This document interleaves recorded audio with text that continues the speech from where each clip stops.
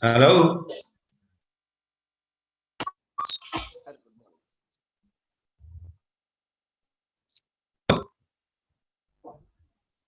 Could you hear me?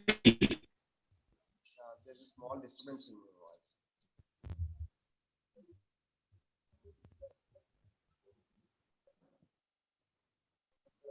Sir, shall we start, sir?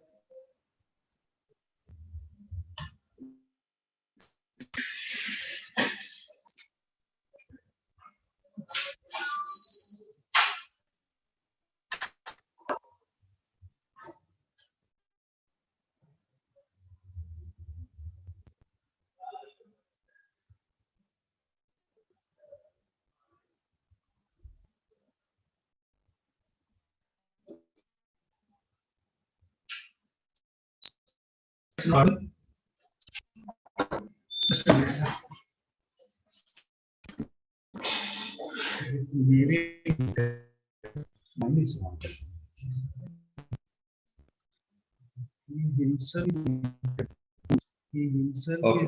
then it takes some time. Let me adjust the is 100%. That's okay. Make it to 80. Something. Okay. Yeah, he is muted. Just make a call. Okay. Thank you. Right, sir. Shall we start, sir? Is it fine?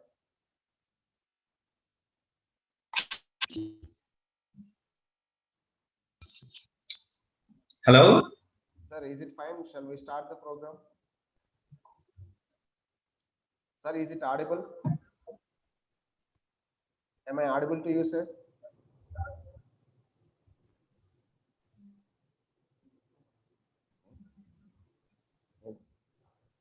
Sir, please unmute, sir. Please. Hello. Sir, am I audible to you? Is it visible? And is it audible? Sir, please, could you please? Am I audible? Yeah, your voice is clear, sir.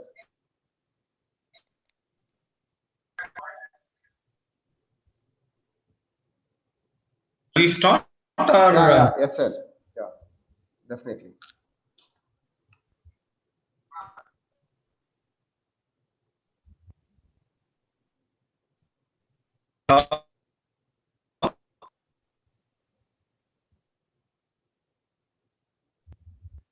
Good morning, ladies and gentlemen. It gives me immense pleasure to introduce today's speaker, Dr. Bhanu Prasad Komareni garu. So, sir is a BPharm MSc, so MS PhD qualified person, and Dr. Bhanu Prasad garu is having hands-on over 25 years of experience in pharmaceutical and food industry, which includes formulations, manufacturing facility design, and commissioning, equipment, instruments, utilities, calibration, and qualification, process or analytical method, and cleaning procedure validation, technology transfer, product manufacturing, analytical laboratory management, stability study, documentation and document review, quality management systems, vendor qualifications, CGMP audits, employer training also. Currently, SAR is working as a managing director, Bhanu Info Pharma Info Private Limited, Hyderabad. And previously, SAR worked with different organizations like Stone Chemicals and Pharmaceuticals, Remedico Nutraceuticals, and at Oman, he served with Al Sada Town Pharmacy, and in different countries like Canada, Uganda, Uzbekistan, Vietnam, SAR worked with Druggist Corporation, DC Laboratories, Tor Pharma, Ja Pharma Canada, Pharma Engineering Technologies, Bravo Pharma, Tenamed Canada, and he's also serving as working consultant for Pulse Pharmaceuticals Private Limited and other few companies. With this brief introduction, I would like to hand over the platform to Dr. Bhanu Prasad Komareni garu to continue the session. Sir, We must thank you for accepting our invitation and sharing your knowledge with our participants. Thanks a lot, sir. Please share your screen and continue the session, sir.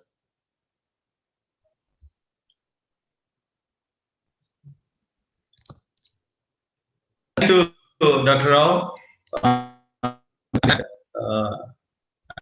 And also,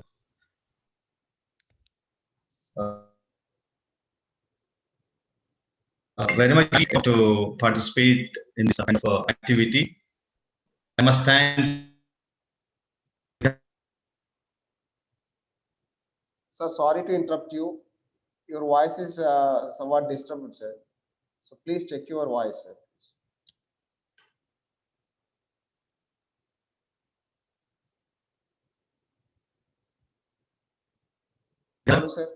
Banu sir, your voice is not audible, sir. Please check your mic.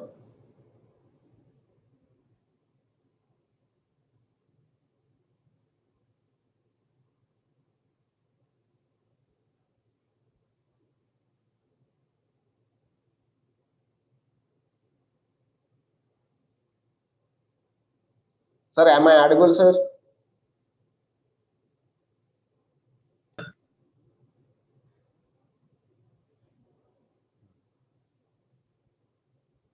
Sir, hope so. Your Wi-Fi or internet connection is very poor, sir.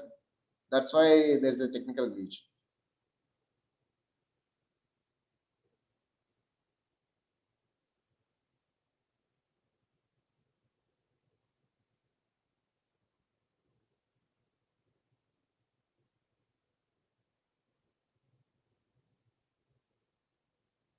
Sir, Dr. Banu, sir.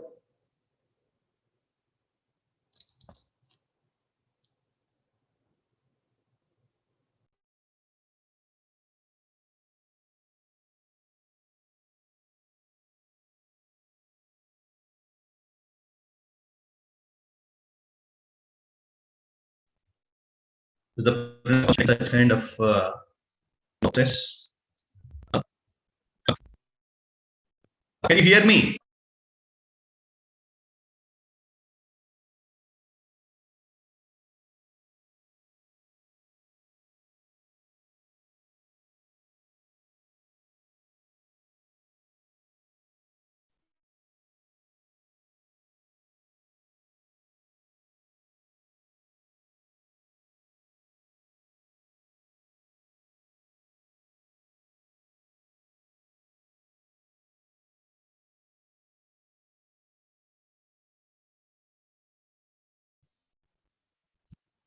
Is it okay now?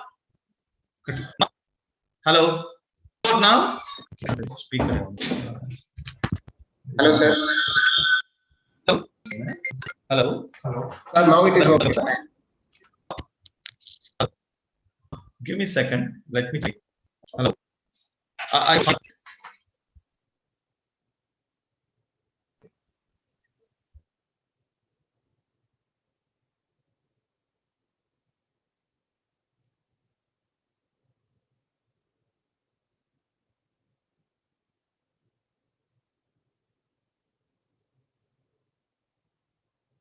Sir, you please unmute.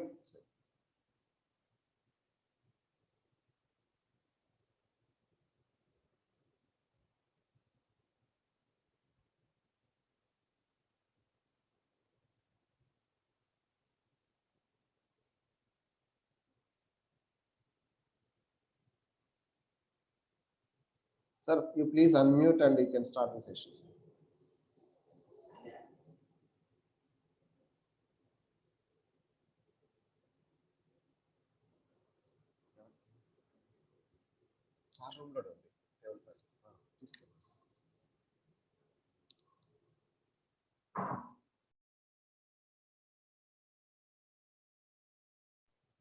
Hello, sir. Banu, sir. Please unmute, sir. Please respond, sir. Sir, please unmute your phone. Yeah. Is it okay? Sir, it is audible, but there's a, what you can say, sir.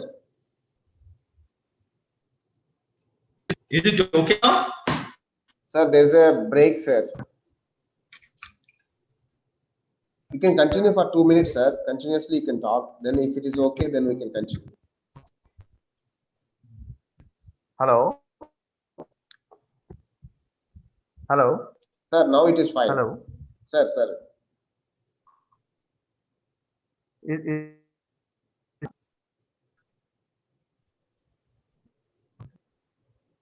it okay now? Yeah, it's somewhat better, sir. Hello. Sir, now it is fine, sir. You please continue. Can I continue? Yeah. There was this year because of okay. I'm just I'm with about 25 years of experience in this field. I'm more closely working towards science related activities. Everybody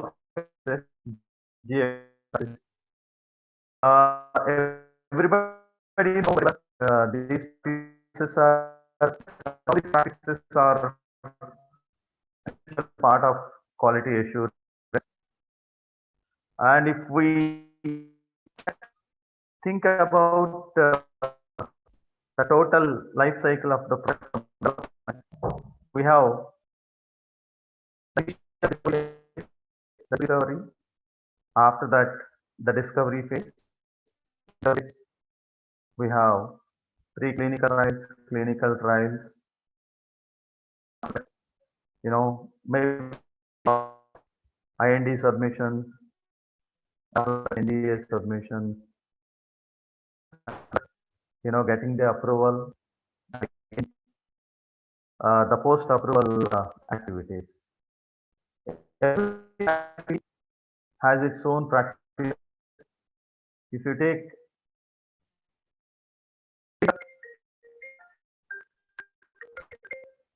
hello.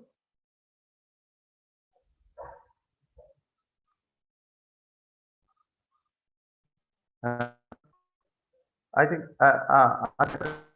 that's better.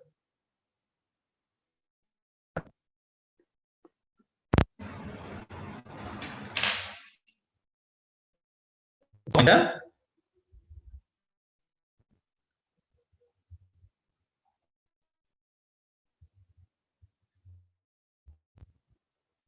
Okay. Right.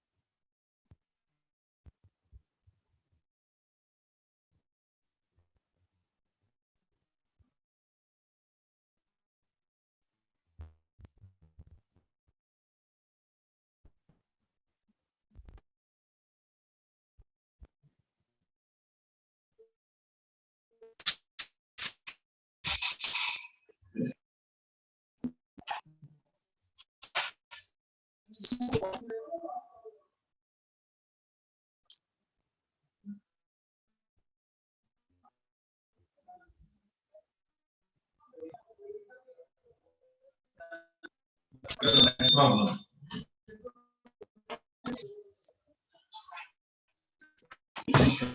It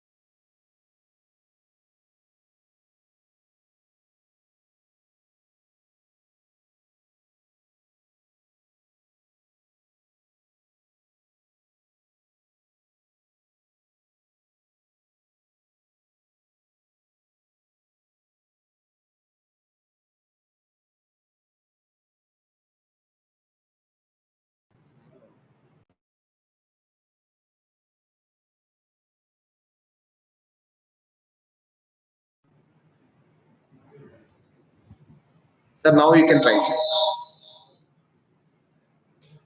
So try to unmute your.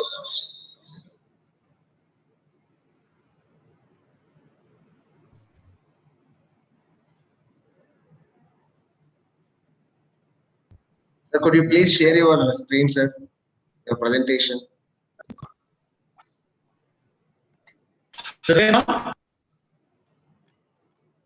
Can you hear me? Yeah. Yes, sir. Could you please share your. There is some Sorry. audio. Yeah, no issue, sir. Could you please share your screen, sir? Your presentation. Hello, sir. No, your image and your voice is not audible. My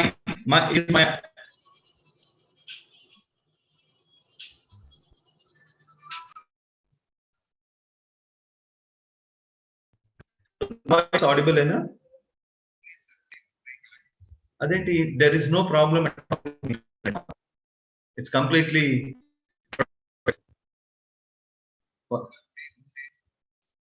And there might be something wrong. People, could you please ask the voice? I think the system. I don't know. In the other side. వినిపిస్తుందా? వినిపించకపోతే నాకు immediate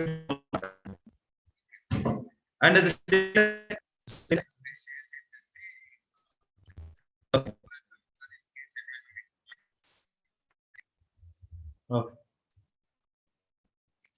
ఈ presentation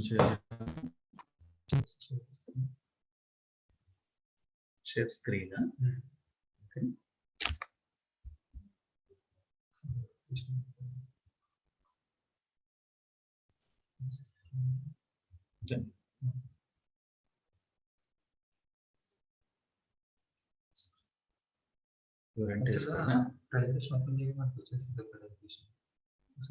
ఇస్తున్నాడు.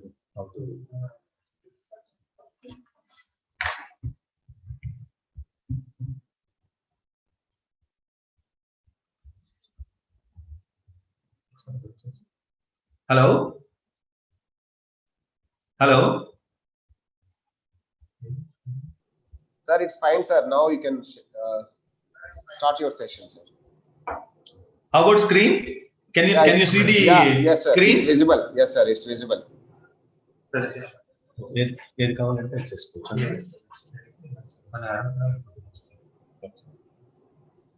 Okay.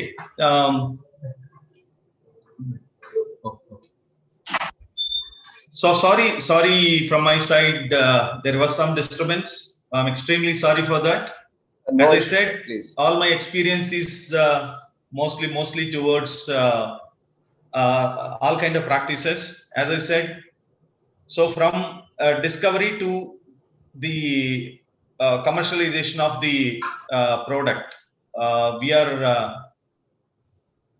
implementing many practices. So most of the people, they are very much aware of good manufacturing practices and good clinical practices and good laboratory practices. And apart from those, I think there are many other practices. Anyhow, we have only our time, and it's not possible for me to tell much about all the practices. That is the reason I selected good manufacturing practices today to to explain a little about, or a brief about good manufacturing practices. So the major topic here is the technology transfer and pilot scale batches.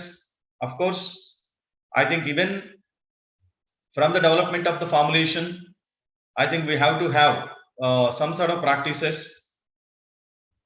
We have to comply the required practices while we are either in the development or in the scale up or in the technology transfer or in the regular manufacturing. So even at the time of discovery also, pre-discovery stage and discovery stage, so we need to comply the required practices. Then only I think the data whichever we generate will be recognizable. Otherwise, I think it is very difficult for the other side to understand what exactly we did, when we did, and how we did. So that is the reason everywhere we need to have these practices. If we have the related practices for that particular work, I think we can satisfy the regulatory agency as well as even the other people who are involved in the activity. So today, I am giving more emphasis on good manufacturing practices. I think once it is a buzzword, but now I think everybody know very well about good manufacturing practices. So before I just start my the real topic, good manufacturing practices, I want to just give a little brief about how these good manufacturing practices started, when it was started, and why I think the agencies started this implementation of good manufacturing practices or any other practices. Everyone in pharmaceutical industry should know the story of how the good manufacturing practices have come and why they exist. These good manufacturing practices are not arbitrary rules created simply to aggravate the pharmaceutical manufacturers. Most of the people are thinking that these regulatory agencies are insisting us to implement these practices because this is a very tough task and this is not good manufacturing practice. This is generating more documents or many people are telling in many ways. But I am very sure that this practice is very much essential. Not only GMP and all the GXP practices are very much essential. And these practices are not to aggravate the pharmaceutical manufacturers. These practices were started because of the responses to the consumer concerns. And there are few documented tragedies in our history. In 1937, there was a big tragedy that's called elixir of sulfonamide disaster. 107 people were killed in that disaster. That is the first disaster, not first disaster. There were many unreported disasters before. But in 1937, a big disaster by using the drug sulfonamide, elixir sulfonamide, and 107 people were killed or died, not killed, died.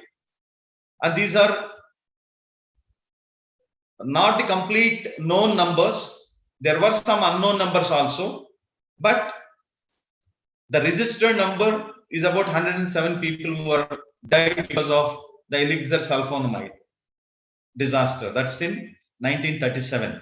Before 1937, there are some rules, but there is no much strong control over the manufacturing of pharmaceuticals or development of pharmaceuticals or distribution of pharmaceuticals.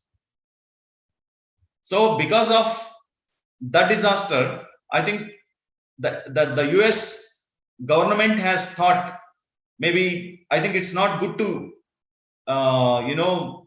go like this, and we have to have some sort of control over the pharmaceutical manufacturing or pharmaceutical development. So then they made some rules and regulations, and they implemented the rules and regulations, and most of the manufacturers who are manufacturing the pharmaceutical products, they are following those rules and regulations. And again in 1941, the same United States, there was one more a disaster, sulfathiazole disaster, wherein that nearly 300 people were killed or injured. Then again they thought the rules whatever we framed because of the previous disasters might not be suitable or might not be sufficient to control the problems. Then again I think they made few other addendums for their rules and regulations, and again I think they asked the manufacturer to implement all together. Even after in 1960 is one more disaster, but not in the United States, that's in other place, that's called phthalimide disaster. It causes serious deformities in developing fetus. An estimated 10,000 cases of infant deformities in Europe were linked to thalamic use. Luckily, United States, because of their rules and regulations, they haven't allowed this drug to get into the country, because when they applied for a permission, the United States Drug Control Administration have not given approval for those products to use in United States. And of course, I think because of that, they saved many number of pregnant women's fetus, and there were no disasters because they haven't used such kind of drug in United States. And after 1960, again, even by taking that example, United States, I think they made some other amendments to the guidelines, and again they asked the manufacturers to implement that updated regulations in the pharmaceutical manufacturing industries. Even after 1972, there was a disaster, that is Davenport disaster, and after that again a simple acetaminophen, paracetamol, whatever we are using to reduce the elevated body temperature, even with that also there was a disaster in 1983. There are many disasters, and these disasters are led to the current practices whatever we are talking about. See, once after framing a proper practice, then I think the disasters have been reduced drastically, and whatever the practice we are adopting now currently is of course the best practice. I think throughout the world, I think there is no much difference between the practices, because each and every country has its own good manufacturing practices, but the essence is more or less same. The difference is only the inspection severity. Otherwise, there is no much difference between the guidelines. So what I want to tell you is there was few disasters, not few, many disasters. Because of the disasters, I think they framed a set of rules and regulations to prevent such kind of disasters. And now, in a form of good manufacturing practices, we are we are implementing that in each and every pharmaceutical company manufacturing pharmaceutical formulations. So this is a chart which I want to explain today about good manufacturing practices. So GMP is an essential and integrated part of quality assurance. That is the first thing. GMP is a part of quality assurance, but not the quality assurance a part of GMP. All the practices are the essential parts of quality assurance.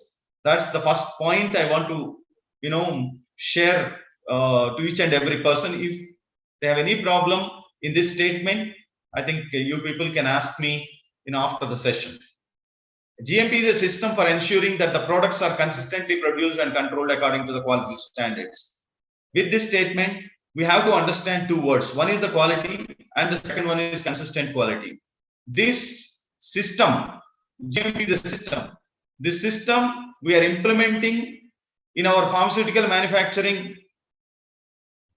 activities to ensure that the products are consistently produced and controlled according to the quality standards. Consistency is more important here. By implementing this practice, I think consistently we can produce a quality product.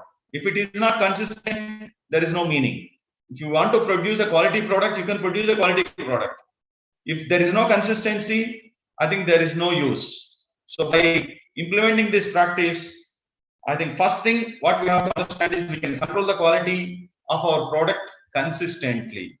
And GMP is aimed to minimize the risks in the manufacturing, packaging, labeling, distribution, importing of drugs, cosmetics, medical devices, blood related products, foods, and other.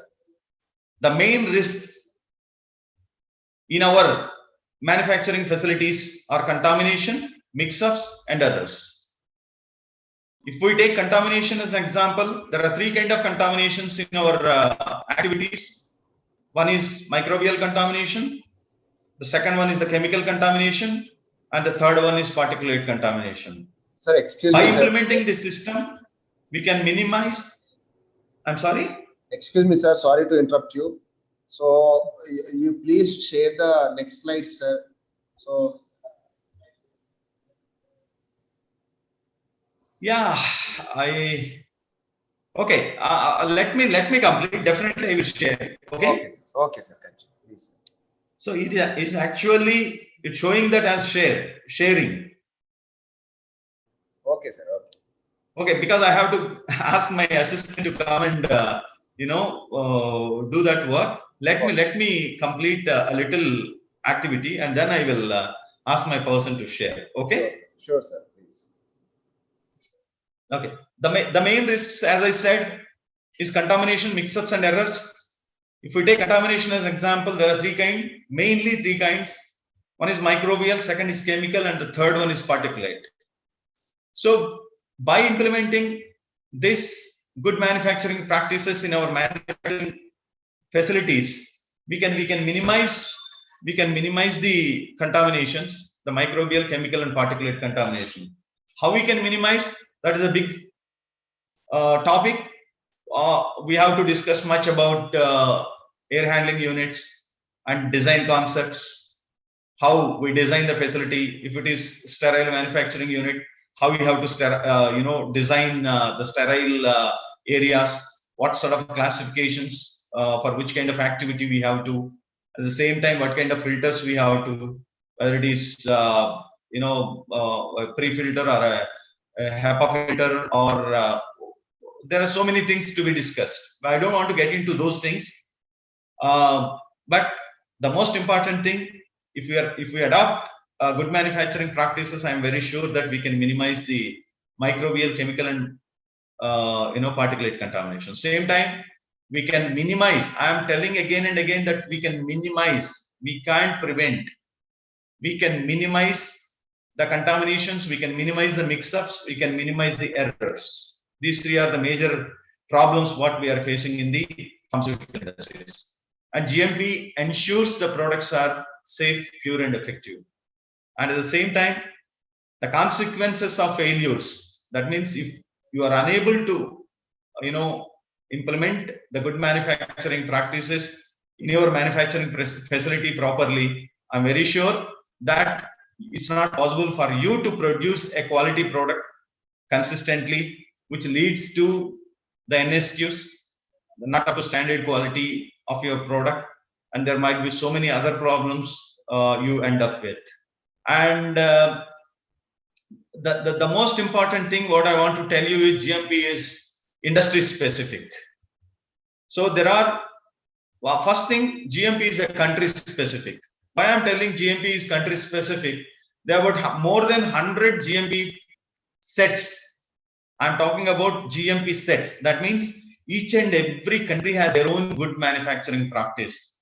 If you take USA as an example, US FDA, US Food and Drug Administration, it has its own GMP guideline. And Canada, if you take Canada Regulatory Agency, Health Canada, they have their own set of GMPs. If you take Australia, TGA, it's a regulatory agency of Australia, they have their own set of good manufacturing practices. Same time, UK MHRA, they have their own set of good manufacturing practices. MCC of South Africa, they have their own set of good manufacturing practices. India, it has its own set of good manufacturing practices. I'm telling you, most of the countries, majority of the countries, they have their own set of good manufacturing practices. Nobody will depend on other countries' good manufacturing practice. Very few small countries, they will depend upon the other country practices. There are national GMPs, regional GMPs, and international GMPs. The national GMPs means each and every country has their own set of GMPs, and regional GMPs, few reasons, they have their a group, they became a group, and they have a set of good manufacturing practices. Same time international, like ICH, WHO, PICS, all these are international GMP guidelines. They are not specific to one country. I think anybody can adopt those practices. So what I'm going to tell you here is whether it is a national GMP or regional GMP or international GMP, the essence is more or less same. Everybody will fight for the consistent quality.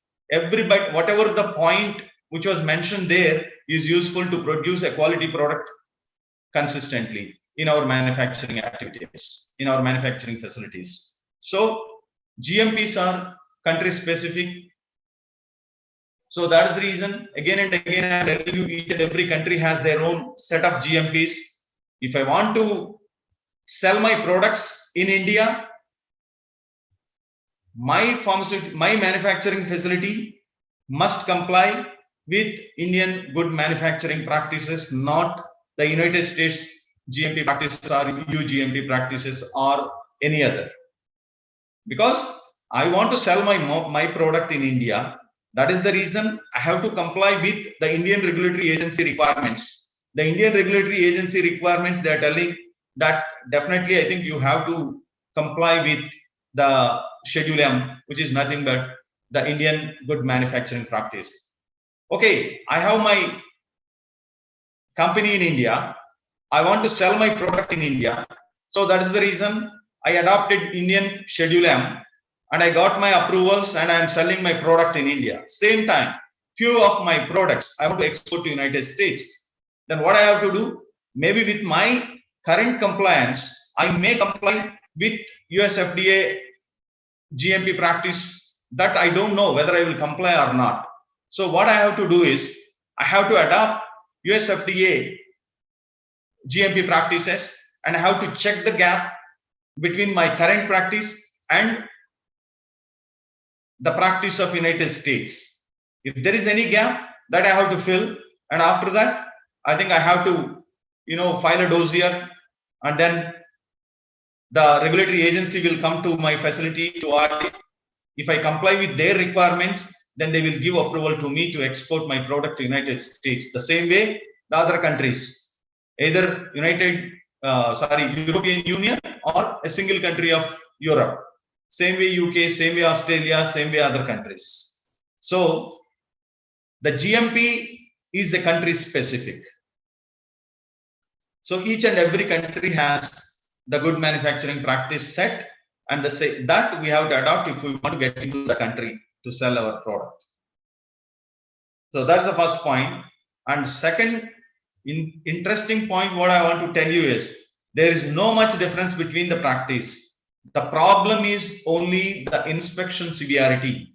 So European Union and United States or MHRA or TGA or Health Canada, the inspectors will inspect our facility with more severe than the other smaller countries. So that is only the reason I think we are a bit afraid of complying for the highly regulated agencies audits. So the problem is only with the inspection severity, not with the content of good manufacturing practice. The GMP content is more or less same. There is no much difference. So finally, I want to conclude it as GMP is country specific. If we want to get into one country, definitely we have to comply with that particular country practice. Second is GMP is an industry specific. There are many kind of industries. If you take pharmaceutical industry, biopharmaceutical industry, medical device manufacturing industry, food or dietary supplements manufacturing industries, and there are many cosmetic industries. So the set of GMP is not same for each and every activity. It is industry specific. That means for pharmaceutical industry, they have a set.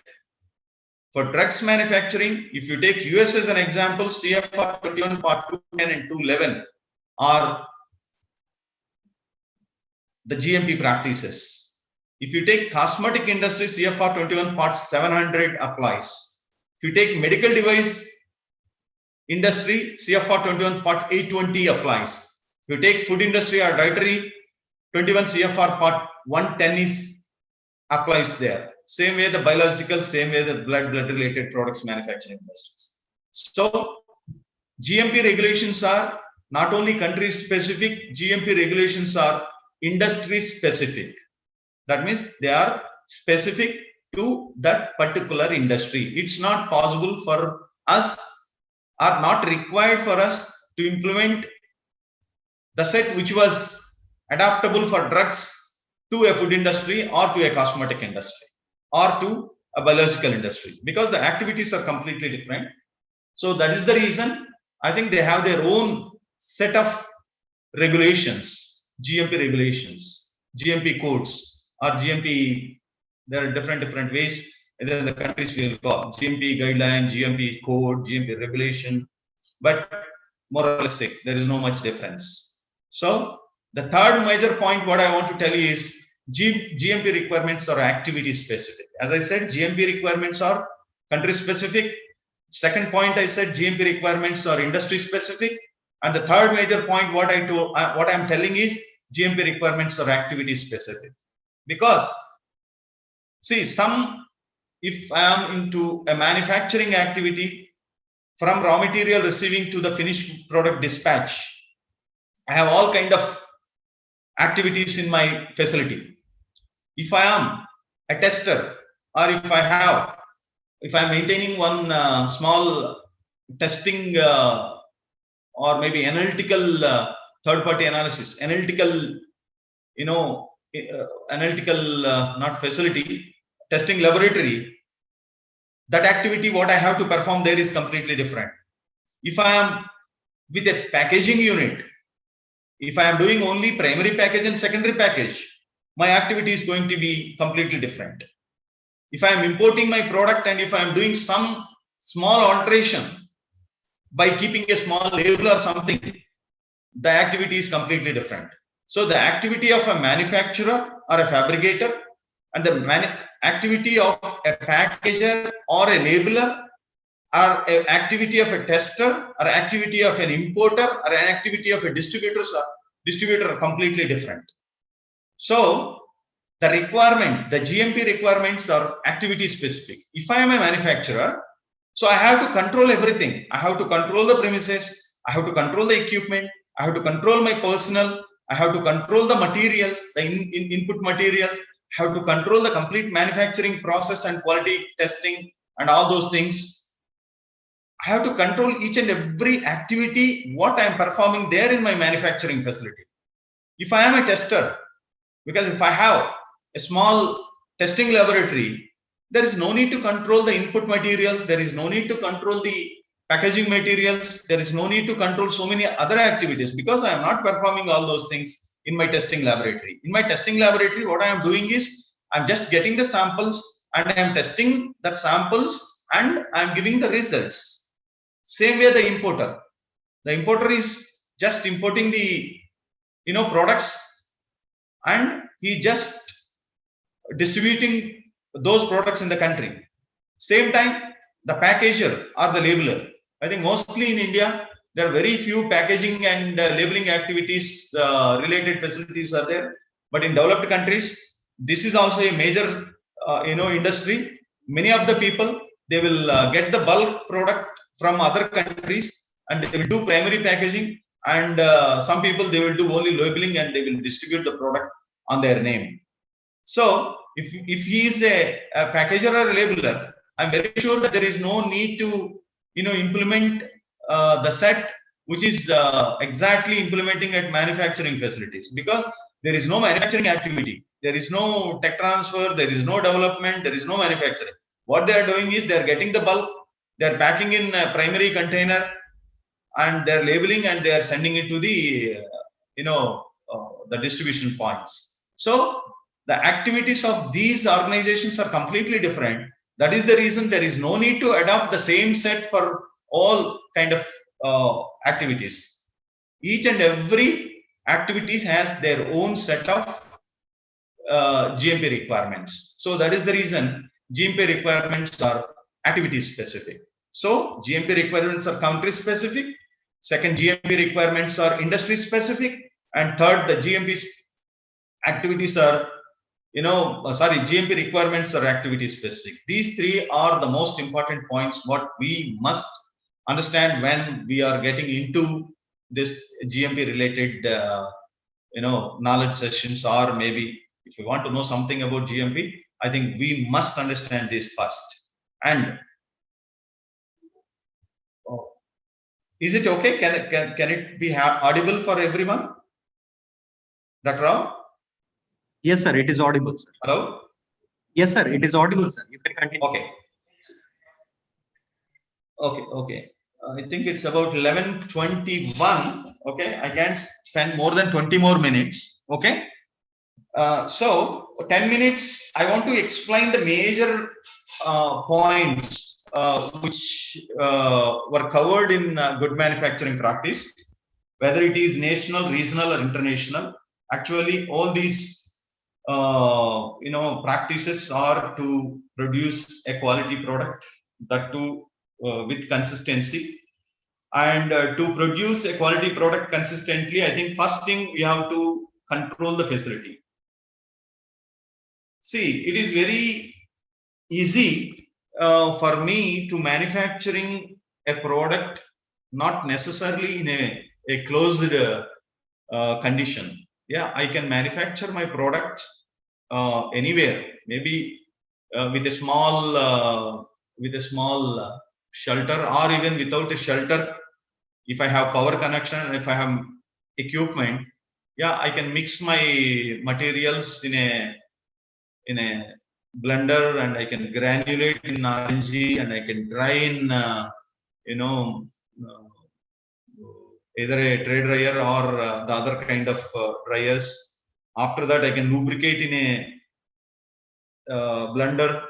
After that, I can bring that granulated mass, and I can compress as tablet in my compression machine. Once after compression, I can coat that in a coating pan, and after that I can even pack in a primary container or in a strip or in a blister. After that I can complete my secondary activity. Not necessarily I have to have facility. I can do this work anywhere if I have equipment and the connections, the power connections. I can do that physically. I can make the tablets, but what I am going to tell you is we can make the tablet, but not with the required quality. If you want to produce a quality product, definitely you have to have a best facility with all kind of controls. You have to control the temperature, you have to control the humidity, and you have to control so many things there. You have to have differential pressures, and you have to have the air changes properly. Then only it's possible for you to prevent the cross contaminations. So you have to have a good facility. You have to you have to do much while you are designing your facility, while you are doing your layouts, or while you are preparing your layouts. I think you have to take care of so many things. So when it comes to facility, there's a lot to discuss. One thing, just I will tell you the major points what we cover in facility. The facility should permit the operations orderly, and it should be clean, and the sanitization must be in a right way, and whatever the equipments we have in our facility, I think all those equipments are properly designed, and the design qualification has to be completed before we bring the product into the equipment into our facility, and we have to do proper installations. Once after completion of our installation, I think we have to complete our other qualifications like operation qualification and performance qualification. And after that, continuously we have to check whether the calibrations are completed or not. Not necessarily we have to calibrate the complete equipment. Sometimes the component which is necessary to, or which need calibration, I think we have to calibrate that component, not the complete equipment, the component properly in the right time. And at the time of, constructing our facility, we must understand the concepts, and there should not be any, we have to have a smooth walls and smooth flooring, and even the false ceiling, etc., and the corner covings, that this and all, I think we have to take care. That leads to, the smooth and the cleaning activity is going to be much easier for us. At the same time, a well-separated change rooms, restrooms, and wash areas must be available in the, facility. And the dust generation and cross contaminations, as I said, to prevent that, we have to have, proper filters as per the requirement. Not necessarily you have to have, these HEPA filters everywhere in the facility. If you maintain are only in the clean areas or clean rooms, if you are maintaining class D, class C, class B, class A, then I think you need to think much about these HEPA filters. Otherwise, even the pre-filters also will serve, help us to prevent these contaminations, not the microbial contaminations, at least the particle contaminations and all. Depending upon the classification of our facility or the room, we will adopt the kind of filtration system what we need. Same time, I think the ventilations and temperature, humidity, and air pressures, lighting, all these things are very much essential while we are designing the facility or we are maintaining the facility. We have to think about all those things, all these points. When it comes to the personnel, the next major point, I think the education qualification of the people who are working in the company, that also depends upon the designation or the job responsibility. The educational qualifications are important. At the same time, the experience and the training. In training, I think orientation, then the job specific, and some special trainings and safety trainings, etc., are very much essential for the people who are working in the pharmaceutical industry. At the same time, their health conditions are very much important. That's the reason the time of recruitment, even after, I think they will ask these employees to to check their health conditions, and if there is any problem or any contagious diseases, etc., they don't allow the people to get into the manufacturing areas, particularly to the manufacturing areas, not to the, of course, for other areas, not a problem. For administrative area, for HR, or for other kind of activities, not a problem. But for the people who are working in core manufacturing area, I think they have to, check their health. They have to monitor the health conditions and all. Smoking, chewing, eating, and drinking in the manufacturing areas are not allowed. I think those are very simple points.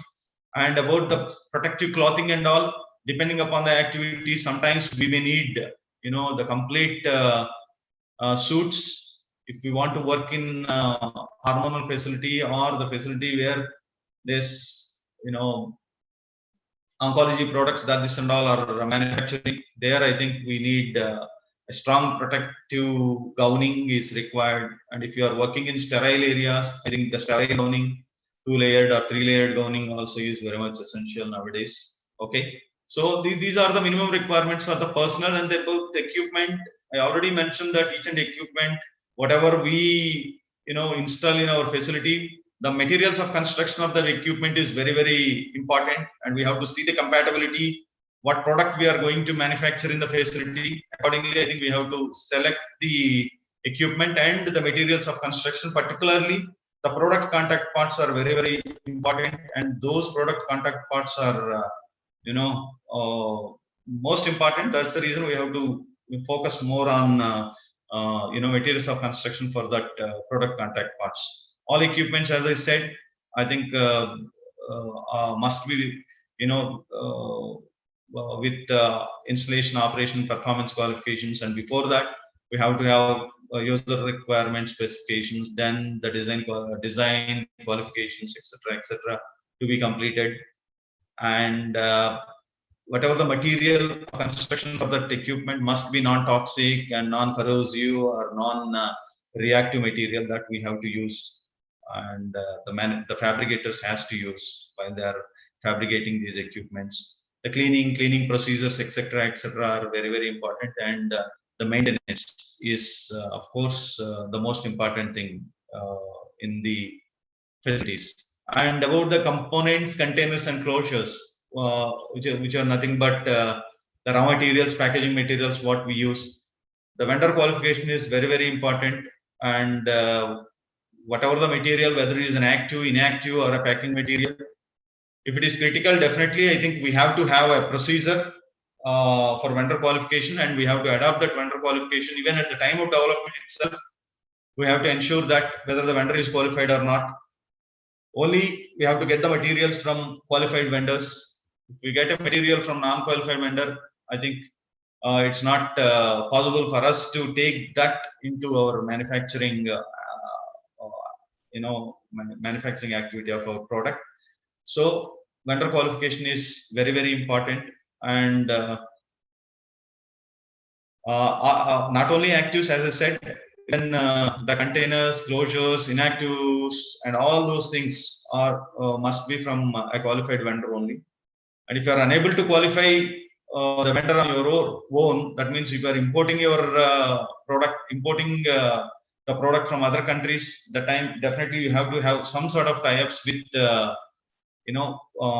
third-party people, auditors, and you have to send those auditors to the company where I think from where you are getting your material, and those third-party auditors will go and they will audit the facility and they will send the report to you.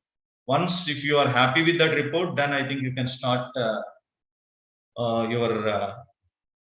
using your that material for your product. So, and the production and process, this is most important. I think the hour of the I think the particular session is for technology transfer and pilot scale batches. The production process, the routine manufacturing activity is so simple. Before that, I think the lab scale batches, after that the scale up batches or the engineering batches, then the exhibit batches, then the process validation batches, and then the manufacturing batches. So there is a lot we need to complete before you go for regular manufacturing. So the development has to be completed in a proper way, and the stabilities has to be established at the lab scale. After getting the confidence, then I think we will go for a scale up. For that, I think that there are some guidelines. We have to adopt those guidelines, and accordingly we have to scale up our products. In that, naturally the people go for engineering batches first. With that, they will see how compatible these large scale equipments for manufacturing of the product with the process which was developed from the laboratory. And after that, to get more confidence on the product, they will go for process validation and the stability establishments. And once after completion of process validation, they will go for regular manufacturing. And if there is any problem, if there is any issue in the process, that time I think they will concentrate more on the problem, and they will do the proper investigation. And if they feel they need reprocess validation, at the time I think definitely they will go for reprocess validation.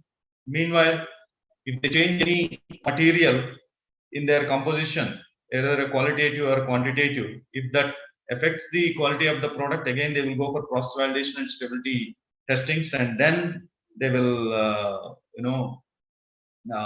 they will inform the regulatory agencies that these are the changes about the materials or the process. And once after getting the approval from the regulatory agency, they will continue producing the product with the new process or with the new material. Same time, there are a few issues with packaging and labeling related things. So they are very, very important. The compatibility of the packing material to the product is very much essential. From the time of development, they will concentrate more on the packing material, what they are using and whether it is compatible with or not. And even while establishing the stability, they will use the same packaging material what they want to use at the time of regular manufacturing. and of course the laboratories and all. This is a big topic, and laboratories, of course, a key laboratory activity is a key activity, just to analyze or test the input material, either it is an active or inactive or packaging material or any other. Same time, the in-process materials and the finished goods. I think every testing is very much essential, and we have to have the proper analytical methods. The proper analytical method means we may adopt a companion method or a non-companion method. If it is a companion method, a simple verification of method is enough to use that for our regular activity. That is, there is no need to go for a proper or 100% analytical method validation. What we have to do is, for companion methods, we need analytical method verification or qualification. If it is an in-house method, if we develop an analytical method to test our product, or a part of the product, that test method must be validated properly. 100% validation is very much essential. And if we want to use the analytical methods for cleaning validation samples and all, I think we need to give more focus on limit of quantification, limit of detection, etc., etc. So it's a big topic, analytical method validation for companion and for in-house methods. Whatever the method we are adopting in our laboratory, either it must be verified, or must be qualified, or must be validated.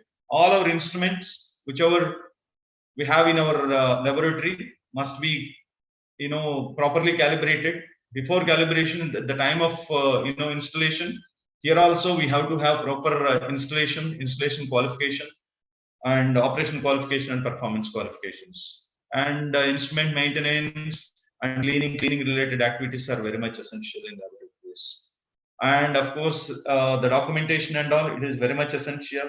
And quality management system is the key. And in quality management system, I think every company has to adopt the QMS in form of incidents, deviations, out of specifications, out of trend, and a few other points in that. So these are the things what we have to learn if we want to know about the good manufacturing practices. So I don't have much time to continue. I'm so sorry for this. And next time, if I get a chance, I'm very sure that I will take the chance to explain more about GMPs, and I want to show some sort of documents, how we design the facility, how we qualify the equipment, and how I think the SOP will be, to qualify the vendor, and how the BMR, BPR, and how a development report, and how we will transfer the developed technology from lab to pilot scale, and pilot scale to the manufacturing scale, and after that packing related things, laboratory. Sorry, I think I can't spend much of my more than this because of other commitments. I'm extremely sorry. That if you have any points, or if you have any questions or something, this is just I'm not an expert in this, but I'm sharing my knowledge. As I said, I have about 20-25 years of experience in this field. I'm closely monitoring all these practices. So if you have some questions, I'm ready to clarify your points if I'm able to. Yeah, Doctor. Yeah, sir. Thanks a lot, sir, for accepting our invitation and sharing your knowledge. So your 25 years of experience, so that is a life experience is more essential nowadays than a bookish knowledge. So hope so. This is one of the best session we have ever, and you shared in detail information about the GMP and technology transfer. So hope so our participants have been enriched by your presentation. Okay, thanks a lot, sir. Thank you. Namaste, sir.